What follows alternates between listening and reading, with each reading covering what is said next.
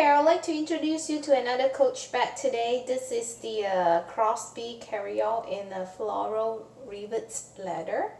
The color here is navy, and it does come with the silver hardware.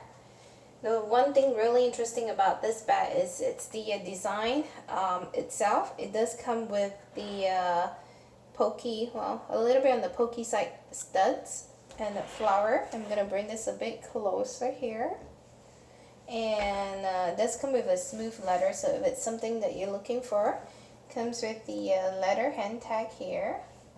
One thing really interesting about this design is it has this turn lock design on this side, and let's look, this is the side, so it does come with the design of the flower on the side as well.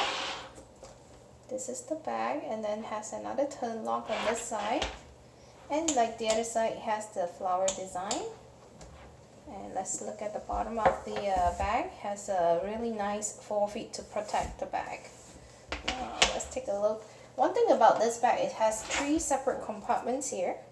I'm wondering if you see 2 zippered compartments and a I guess a one middle big compartment here that you could put, you know, pretty much anything. Sweater ranges from a big item, and it does come with a dust bag. So it's a magnetic clasp on this inside here. Let's take a look on the first side here. If you unzip this side, it's just a one big compartment with the linen lining. Let's zip this one now. Oops, and I guess it only goes one way. Let's go the other side here. Let's unzip this side. And with the other side, it's the same thing, one big major compartment. And let's see on the inside, so it's only one way to close this thing. On the inside here, it does come with the straps for crossbody wear. Come with a zipper on one side here, and then 2 slip pockets on the other side.